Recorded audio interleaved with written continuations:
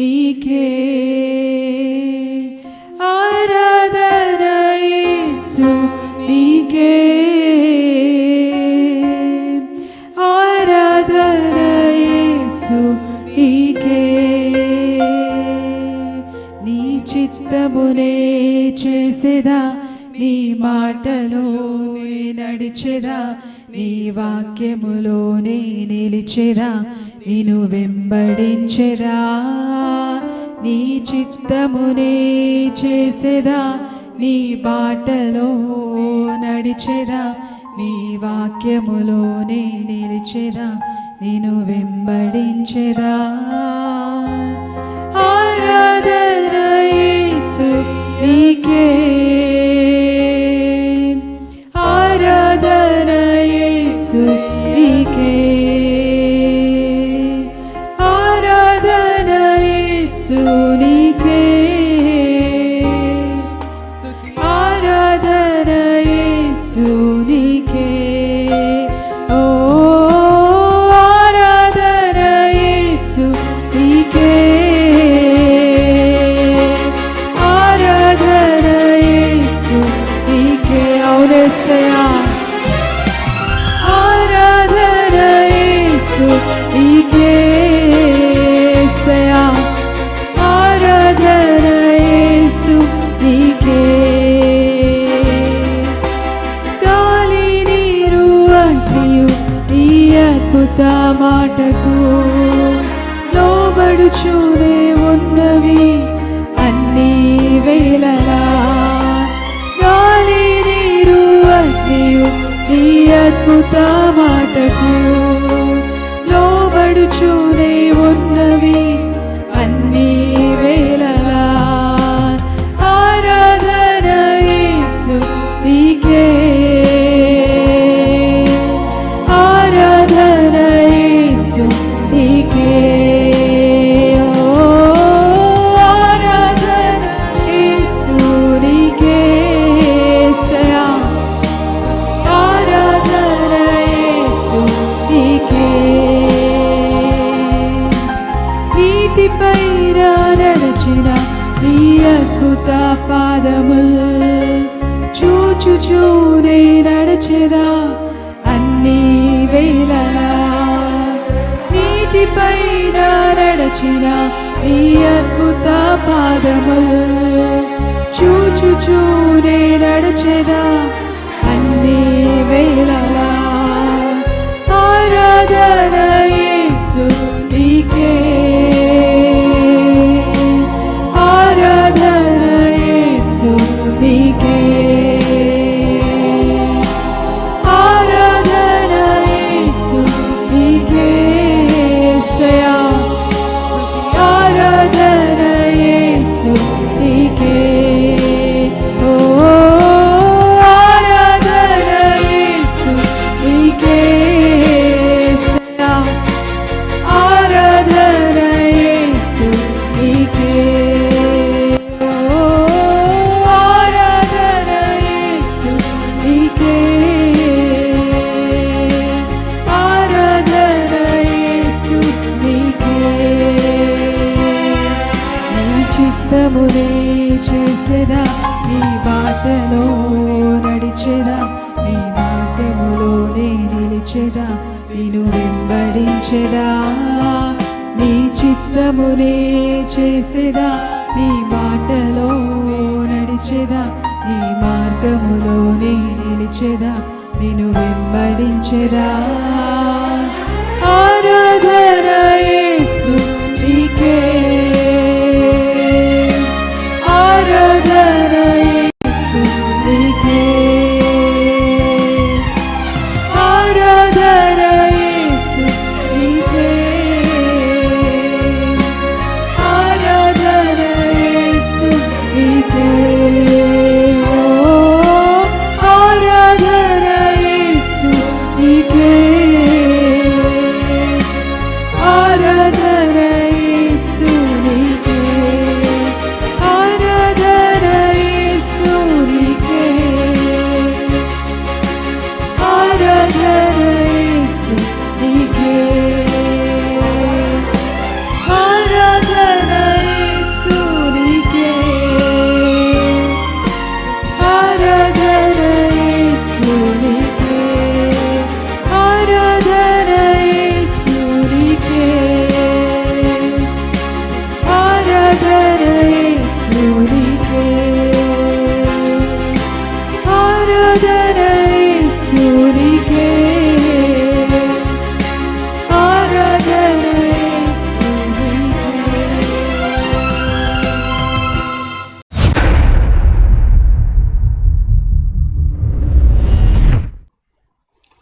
పరిశుద్ధ గ్రంథం లూకాసు వార్త 7వ అధ్యాయం 38 చదువుతాను, మీరు వినండి. వెనుక తట్టు ఆయన పాదముల యొద్ద నిలువబడి ఏడ్చుచు కన్నీళ్లతో ఆయన పాదములను తడిపి తన తల వెంట్రుకలతో తుడిచి ఆయన పాదములను ముద్దు పెట్టుకుని అత్తరు వాటికి పూసెను. ఇక్కడ మనకు ఒక స్త్రీ కనిపిస్తూ ఉంటున్నది. ఈ స్త్రీని గురించిన విషయాన్ని గురించి మనం ఆలోచిస్తే ఈమె పేరు బైబిల్లో లేదు. ఈమె ఇక్కడ ఎలా ప్రస్తావింపబడుతున్నది అంటే పాపాత్మురాలు. అసలుకు ఈమె పేరు లేకుండా లేక పేరు వ్రాయబడకుండా కేవలం ఈమెను గురించిన విషయానికి వస్తే పాపాత్మురాలు అంటే ఆ ఉన్నటువంటి ప్రాంతములో పాపాన్నే ఒక వృత్తిగా పెట్టుకున్నది కాబట్టే ఆ వృత్తిని బట్టి ఈమె పాపాత్మురాలు అని. లోకంలో కూడా చాలా మట్టుకు వారి వారి పనులను బట్టి అంటే వారి వృత్తిని బట్టి వారికి పేరు పెట్టబడగలిగాది. సాకలివారు వృత్తిని బట్టి వచ్చింది, భజంత్రి వారు వృత్తిని బట్టి వచ్చింది, కుమ్మరివాడు వృత్తిని బట్టి వచ్చింది. అదే రీతిగా ఇక్కడ ఈమె వృత్తి పాపం చేసే వృత్తి కాబట్టి ఆ వృత్తిని బట్టి ఈమె పాపాత్మురాలు అని పిలువబడగలిగాది. అయితే ఈమె ఎవరు అన్న విషయం బైబిల్లో అంత విశదీకరించి వ్రాయబడినట్లు మనకెక్కడా కనిపించదు. ఒక పర్యాయం పాపం చేస్తున్న సందర్భములో కనిపెట్టినటువంటి కొంతమంది వ్యక్తులు ఆమెను పట్టుకొని రాళ్లతో కొట్టి ప్రభువు దగ్గరికి తెచ్చారు. ప్రభువుతో అంటున్నారు, వీళ్ళు మోషే యొక్క ధర్మశాస్త్రాన్ని బట్టి పాపం చేసే వ్యక్తులు ఎవరైనా ఉండని రాళ్లతో కూడా కొట్టి చంపమని ధర్మశాస్త్రం చెబుతూ ఉంది. ఈ మాట ఆమెను తీసుకుని వెళ్ళి ప్రభువు దగ్గర పెట్టి ఆ రోజున వారు అడిగినప్పుడు దానికి బదులుగా దేవుడు చెప్పింది, మంచిదే, మీలో ఎవరిలోనైనా పాపం లేకపోతే మీరు తెచ్చుకున్న రాళ్లతో ఆమెను కొట్టండి అని. ఆ మాట తీసుకున్న వ్యక్తులు తమ్ము తాము పరీక్షించుకోగా ఆమె వంటి జీవితమే వీరికి ఉండుటను బట్టి రాళ్లనన్నిటిని కూడా వదిలిపెట్టి వెళ్ళిపోయారు. అసలుకు రాళ్లను వదిలిపెట్టి వెళ్ళకూడదు. వాళ్ళు తాము తెచ్చుకున్న రాళ్లతో వారే కొట్టేసుకోవాలి. ప్రభునందు ప్రియమైనటువంటి వాళ్ళారా, అలా కొట్టి వేసుకోక అలా వారు వదిలిపెట్టేశారు. కొంతమంది వ్యక్తులు ఏమంటారు అంటే ఈమె ఆమె ఆమె ఈమె అని కొంతమంది వ్యక్తుల యొక్క అభిప్రాయం. వ్యభిచారము చేత పట్టబడి రాళ్లతో కొట్టబడిన ఆమె ఈ పాపాత్మురాలని, ఈ పాపాత్మురాలే రాళ్లతో కొట్టబడిన ఆమె అని చెప్పడం జరుగుతుంది. అయితే వాస్తవంగా ఎవరు అనే విషయం మాత్రం తేల్చి చెప్పలేకపోవడం ఇది మనకొక ప్రశ్నగా ఉండిపోయాది. ఏది ఎలా ఉన్నప్పటికీ కూడా మనము గ్రహించవలసిన విషయం ఏమిటి అంటే ఈమె వృత్తిని బట్టి ఈమె ఎవరు అంటే పాపాత్మురాలు. ఆమెను గురించి ఎవరైనా కానీ తెలుసుకోవాలన్నా లేక ఆమెను గురించి చెప్పాలి అన్నా మొదట ఆ పాపాత్మురాలా అని తెలియని వారికి తెలియపరచడమైనా లేకపోతే ఆమెను జ్ఞాపకము తెచ్చుకున్నప్పుడు ఆమె వృత్తిని బట్టి ఆ విధంగానే ఆమెను మాట్లాడడం జరుగుతూ రాగలిగాది ఆమె జీవించినటువంటి కాలములో. దీన్ని బట్టి చూడగలిగితే మనుషులు ఎవరి చేత ఆమె ప్రేమింపబడలేదు, అందరి చేత ఈమె ద్వేషించబడగలిగాది.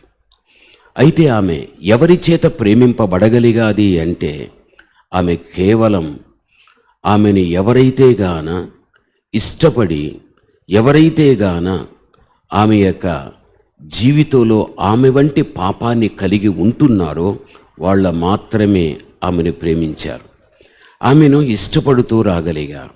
ఎందుకు అంటే ఆమె జీవితము ఎటువంటిదో అదే జీవితాన్ని కలిగిన స్త్రీ అయినా పురుషుడైనా ఆమెను ప్రేమిస్తూ రాగలిగారు.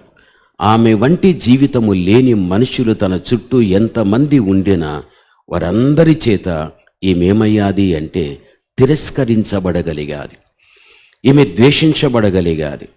అలా ఆమె నివసించుచున్న ప్రాంతములో అనేక మంది వ్యక్తుల చేత తిరస్కారము ఆమె పొందినప్పుడు, ద్వేషించబడినప్పుడు మనిషిగా ఎంతో బాధపడిపోయాది.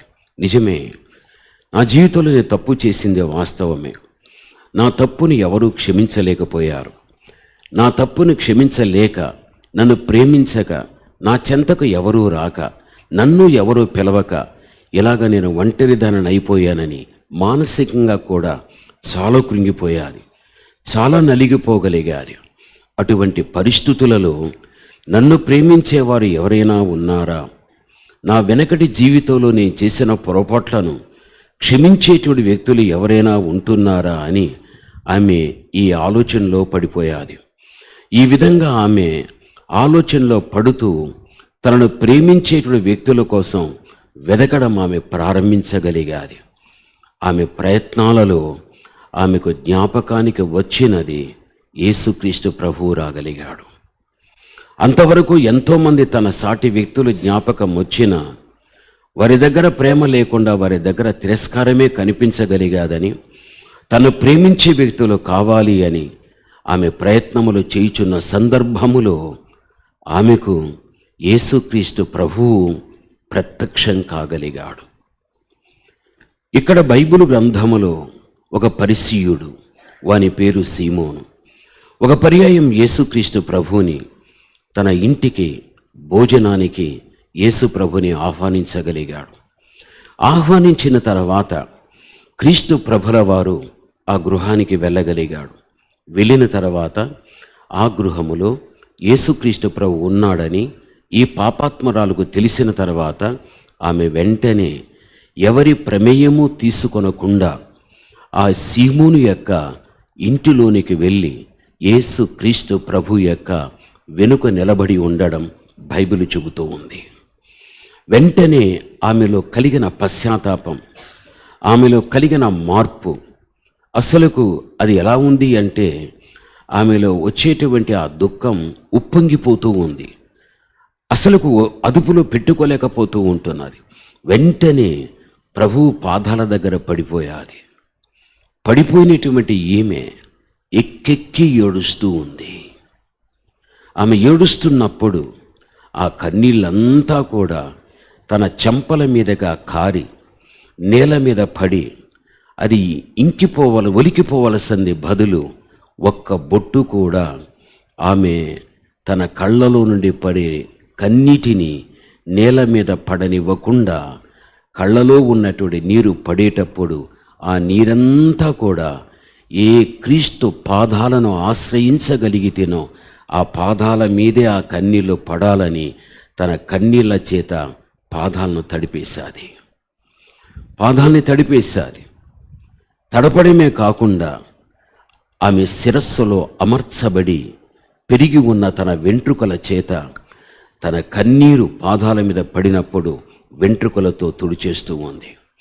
తుడిచిన ఈమె ఊరకుండకుండా మళ్ళీ తన యొక్క నోటితో క్రీస్తు ప్రభుల వారి యొక్క పాదాలను ముద్దు పెట్టుకోగలిగారు. అంతేకాకుండా ఆమె తెచ్చినటువంటి అత్తరును క్రీస్తు ప్రభుల వారి యొక్క పాదాలకు ఆమె పూసినట్లుగా బైబిల్లో చూస్తున్నాం. అక్కడ కన్నీళ్లతో తడిపింది, అత్తరుతో కూడా తడిపింది, వెంట్రుకలతో తుడిచింది, ఆమె ముద్దు పెట్టుకోగలిగారు. దీని అంతటిని కూడా చూడగలిగినట్లయితే ఆమె యొక్క కన్నీరు ఆమెను ఎంతవరకు తీసుకుని వచ్చింది తెలుసా? ఆమె కన్నీరు ఎంతవరకు తీసుకుని వచ్చింది? యోబు 14వ అధ్యాయం 19వ వచనాన్ని చదువుకుందాం. జలము రాళ్లను అరగదీయును, దాని ప్రవాహం భూమి మీద ఉన్న ధూళిని కొట్టుకొని పోవును. ఇప్పుడు ఈమె తన యొక్క కన్నీళ్లతో యేసు ప్రభు పాదాలను ఏం చేసింది? తడిపింది. తడిపిన వెంటనే ఆమె తుడిచింది, పాదాలను ముద్దు పెట్టుకుని మళ్ళీ అత్తరు ఏం చేసింది? పూయగలిగారు. ఈమె కార్చిన కన్నీరు ఈమెకు చేసిన సహాయము ఏమిటి అని మనం చూస్తే, ఇప్పుడు ప్రకృతిలో మీరు చూడండి, జలము రాళ్లను ఏం చేస్తుంది? అరగదీస్తుంది. ఒక ఉన్నతమైన స్థలములో నుండి జలము ప్రవహించేటప్పుడు ఆ జలము మధ్యన ఏదైనా ఒక రాయి ఉంటే ఆ జలము చేత రాయి ఏమైపోతుంది అంటే అరిగిపోతూ వస్తుంది. నేను కెనడాకు వెళ్ళినప్పుడు అక్కడ వ్యాంకోవర్ అనే ఒక స్టేటుకు నేను వెళ్ళాను. ఆ ప్రాంతాన్ని నాకు చూపించటానికి నాతో పాటు ఒక 2-3 హెబ్రోన్ బ్రదర్స్ వచ్చారు. వచ్చి వాళ్ళు అంత చక్కగా ఆ ప్రాంతమంతా చూపిస్తూ ఒక ప్రవహించే నీటి దగ్గరికి తీసుకెళ్లారు. పాస్టర్ గారండి, మేము ఈ కెనడా ప్రాంతానికి వచ్చినప్పుడు ఈ రాళ్ళన్నీ చాలా గరుకుగా ఉండేవి, ఇవన్నీ సైజు ఇంతంత సైజులో ఉండేవి. ఈ పైనుండి వచ్చేటువంటి నీరు ఈ రాళ్ల మీద ఎప్పుడైతే ప్రవహించిందో ఈ జలము యొక్క రాపిడి చేత ఈ రాళ్ళు అరిగిపోయి వీటి సైజు తగ్గిపోయి గరుకుపోయి ఇంతంత నునుపైనవిగా కాగలిగాయి. ప్రభునందు ప్రేమిన వాళ్ళారా, ఆ మాట వారు చెప్పినప్పుడు ఈ వాక్యం నాకు అర్థమైంది. జలము రాళ్లను ఏం చేస్తుందిమా? అరగదీస్తుంది. గరుకు ఉండినా, సైజు ఎంత ఉండినా నీళ్లు పైనుండి వచ్చుటను బట్టి గరుకును ఏం చేస్తుందంటే నునుపు చేస్తుంది. అలా నునుపయ్యే కొద్దీ ఎంత పెద్దరాయి అయినా రాను రాను నీళ్ళ రాపిడి చేత ఏమైపోతుంది? చిన్నదిగా కాగలుగుతుంది. బైబిల్ అదే మనకు తెలియపరుస్తూ ఉంటున్నది. అయితే ఈమె ఇక్కడ చేసిన పని ఏమిటి అంటే, ఈ వాక్యానికి సంబంధించిన పని ఈమె చేసింది. ఇప్పుడు జలము ఎక్కడ ఉంది అంటే మీరు ఏదో ఒక స్థలములో చూపిస్తారు. రాయి ఎక్కడ ఉంది అంటే ఎక్కడో భూమి మీద ఉండేదాన్ని చూపిస్తారు. భూమి ఎక్కడ ఉంది అంటే భూభాగాన్ని చూపిస్తారు. ధూళి ఎక్కడ ఉంది అంటే గాలి చేత రేపబడిన ధూళిని చూపిస్తారు. ఇవన్నీ కూడా సృష్టిలోనే ఉన్నాయి అని. అయితే ఈ జలము, రాయి, భూమి, ధూళి మనిషిలోనే ఉన్నాయి. ఇవన్నీ కూడా ఎక్కడుంటున్నాయి? మనిషిలోనే ఉంటున్నాయి. మనిషిలో జలం ఎక్కడుంది, రాయి ఎక్కడుంది, భూమి ఎక్కడుంది, ధూళి ఎక్కడ ఉంది అనేది మనం ఆలోచించవలసినటువంటి విషయం. ఇప్పుడు మనిషిగా మనం ఎవరైనా కానీ దేహం మీద ఒక దెబ్బ వేస్తే నొప్పి వస్తుంది. ఎవరైనా మాటతో నీ మనస్సు నొప్పిస్తే మనస్సు చాలా మటుకు బాధపడుతుంది. కాబట్టి మనస్సుకు కలిగిన గాయం, దేహానికి కలిగిన గాయం ఎప్పుడైతే బాధను తెప్పిస్తుందో, బాధను బట్టి వ్యక్తికి తెలియకుండానే కళ్ళలో నుండి కన్నీటి జలము రాల్చబడుతుంది. మీరు ఎన్నోసార్లు చూడు, నీవు ఆ మాట మాట్లాడకపోయి ఉంటే నా మనస్సు గాయమయ్యేది కాదు. నేను బాధపడే వ్యక్తిని కాదు. నీవు ఆ మాటను బట్టి నేను బాధతో నేను ఏడుస్తున్నా. నువ్వు కొట్టకపోతే, నేను దెబ్బ తీసుకోకపోతే నా కళ్ళలో నుండి ఈ నీళ్లు వచ్చేవి కాదు. అందుకని ఏ స్త్రీ అయినా, ఏ పురుషుడైనా దేహం మీద పడే దెబ్బకు లేక మనస్సు మీద పడేటువంటి మాట దెబ్బకు తట్టుకోలేక కళ్ళలో నుండి నీళ్లు వచ్చేస్తూ ఉంటాయి. కాబట్టి జలము ఎక్కడ ఉన్నది అంటే మానవుని యొక్క కంటిలోనే ఈ జలం ఉంటున్నది. ఇది మీకు అర్థమయ్యాది. రెండవదిగా రాయి అని చెప్పడం జరుగుతుంది. మనిషిలో రాయి ఎక్కడ ఉంది అంటే, ఏదైనా ఒక వస్తువుని తీసుకుని ఒక రాతి మీదని వేసిన తర్వాత తన మీద పడిన వస్తువును రాయి గట్టిగా పట్టి పెట్టుకోదు, వదిలేస్తుంది. ఎందుకు అంటే అది గట్టిది, అది కఠినమైనటువంటిది. అందుకే తన మీద పడిన ఏ వస్తువునైనా రాయి పట్టుకోదు, రాయి వదిలేస్తుంది. ఎందుకంటే అది కఠినమైనది, అది గట్టిది. ఇది మీకు అర్థమయ్యాలి. ఈ సర్వశరీరానికి కూడా కేంద్రముగా ఉన్నది ఏది అంటే హృదయం. హృదయం కూడా ఎటువంటిది అంటే రాయి లాంటిదే. మీరున్నారు, తల్లిగా మీరున్నారు, తండ్రిగా మీరున్నారు. మీ కుమార్తెలైనా కుమారులైనా తల్లిదండ్రులుగా మీరు మీ కుమారునికి ఏదైనా చెప్పినప్పుడు వినడు, మీ కుమార్తెకు చెప్పినప్పుడు వినరు. ఇలా వినలేనప్పుడు, లోబడలేనప్పుడు అదే విధంగా నీ చెప్పించుకుంటూ రాగలిగారనుకో, తల్లిగా నీవేమంటావు, రేయ్ నీకెన్నిసార్లు నేను చెప్పేది, నేను చెప్పే మాటని వినలేదు, నీ హృదయం బండరా, నీ హృదయం రాయిరా అని ఈ ఊత పదం మనం పలుకుతూ ఉంటాం. తండ్రిగా కూడా ఒక్కొక్కసారి బిడ్డలకు కొన్ని బుద్ధి కలిగిన మాటలు చెప్పేటప్పుడు విని లోబడకపోతే, ఎక్కడ కానీ దానికి విధేయత చూపించకపోతే మనము అంటాం తండ్రులుగా, ఇన్నిసార్లు చెప్పించుకుంటున్నావే, నువ్వు లోబడ్డావా, నీ విన్నావా, నీ హృదయం రాయి, నీ హృదయం బండ అనే పదం మనం ఉపయోగిస్తాం. అంటే చెప్పినటువంటి మాట హృదయాన్ని హత్తుకోలేదు అంటే హృదయం మృదుత్వంతో కూడింది కాదు. హృదయం ఎటువంటిది అంటే రాయికి ఏ గుణమైతే ఉందో ఈ హృదయాన్ని కూడా రాయిలాగా చేసుకోగలిగాం. దానికి కఠినం ఉంది, దీనికి కఠినం ఉంది. అందును బట్టే ఈ రోజున తల్లిదండ్రుల మాట అయినా దేవుని మాట అయినా ఒక వ్యక్తి విన్న తర్వాత దానికి లోబడలేదు అంటే వాని హృదయ పరిస్థితి ఎలా ఉంటుంది? ఒక రాయిలాగా ఉంటుంది, కఠినముగా ఉంటుంది. వస్తువు రాయి మీద పడితే అది పట్టుకోదు, అది వదిలేస్తుంది. కారణం అది కఠినము, గట్టిది. ఈరోజు నీ తల్లిదండ్రులైనా దేవుడైనా మాట అనేది నీ హృదయం వరకు వచ్చిందంటే, నీ హృదయము దేవుని మాట పట్టుకోకుండా వదిలేస్తున్నది అంటే ఈ హృదయము కూడా రాయి లాంటిదే. కాబట్టి ఈ సర్వ శరీరానికి కేంద్రంగా ఉన్న హృదయ భాగమే రాయి. రాయి ఎక్కడో లేదు, మనలోనే ఉంటూ ఉన్నది. మూడవదిగా మనుషుడు భూమి. ఎందుకు అంటే మనుషుడు భూమి నుండి తీయబడ్డాడు కాబట్టి మనుషుడు ఎవరు? భూమి. ఎందుకు అనగా దేవుడు సృష్టిని చేశాడు. సృష్టిని చేసిన తర్వాత మాటతో ఆయన తన పోలికలో తన స్వరూపములోనే మనిషిని చేయాలి అన్నప్పుడు ఆయన తన చెయ్యిని చాచి మట్టిని తీసి మనిషినిగా దేవుడు చేశాడు. అందుకే మనుషుడు ఎవరుని చెప్పవచ్చు అంటే భూ సంబంధమైన వ్యక్తి. మనుషుడు ఎవరిని పోల్చవచ్చు అంటే భూమికి పోల్చవచ్చు.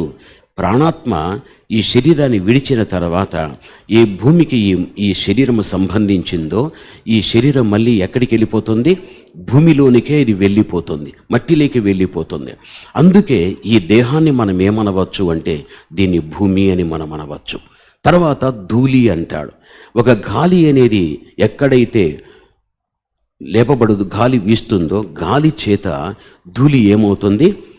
లేపబడుతుంది. ఈ ధూళి అనేటువంటిది గమనించాలి, అంత కలుషితముతో కూడినటువంటిదే. గాలి చేత భూమి మీద రేపబడేటువంటి ప్రతి ధూళి కూడా కలుషితమే. ఎందుకనగా భూమి అంతా కూడా కలుషితముతో ఉండిపోయాది.